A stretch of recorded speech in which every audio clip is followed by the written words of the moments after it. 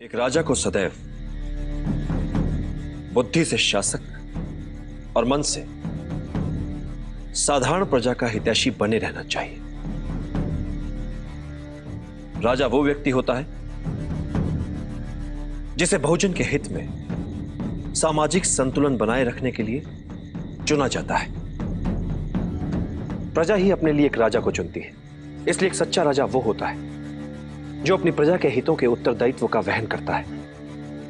उसके लिए प्रजा की सेवा और सम्मान उसके जीवन से अधिक प्रिय होते हैं। उसके लिए कठिन और अपेक्षित कार्य अपनी साधारण प्रजा में से किसी सर्वश्रेष्ठ को चुनना नहीं, अपितु उन साधारण व्यक्तियों में से किसी एक को सर्वश्रेष्ठ बनाना होता है।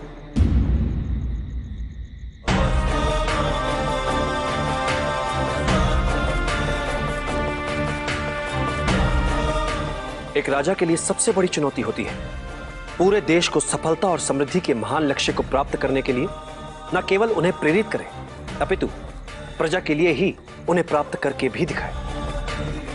एक राजा को उसकी सेना अमर नहीं बनाती और ना ही उसका धन वैभव। उसे अमर बनाते हैं उसके बनाए हुए मित्र, उसके किए हुए भले कार्य, उसकी अर्जित की हुई सद्भावना और सत्यनिष्ठा।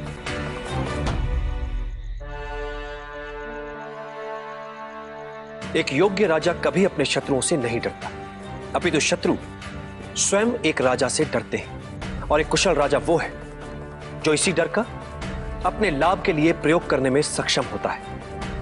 और बुद्धिमान राजा वो है जो राजा का कर्तव्य निभाते हुए भी ये कभी नहीं भूलता कि वो एक साधारण व्यक्ति ही है, जैसा कि प्रजा में एक साधारण व्यक्ति होता है।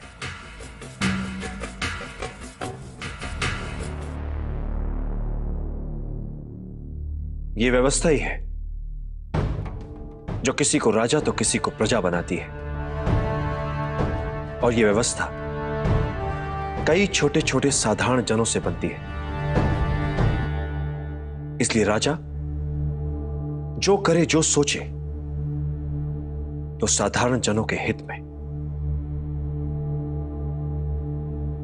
प्रजा का विश्वास और समर्थन एक साधारण राजा को असाधारण, शक्तिशाली और लोकप्रिय राजा बनाता है।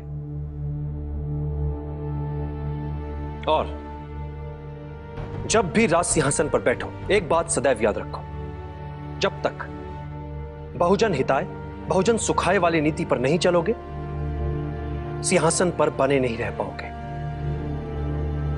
राज सिंहासन की शक्ति लोकहित में छिपी है। अन्याय और भ्रष्टाचार पर टिका राज्य नहीं चल सकता।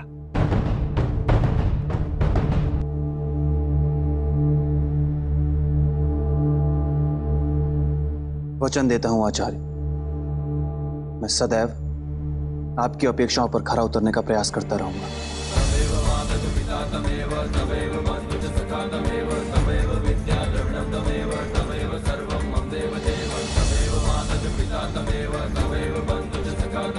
कल्याण हो।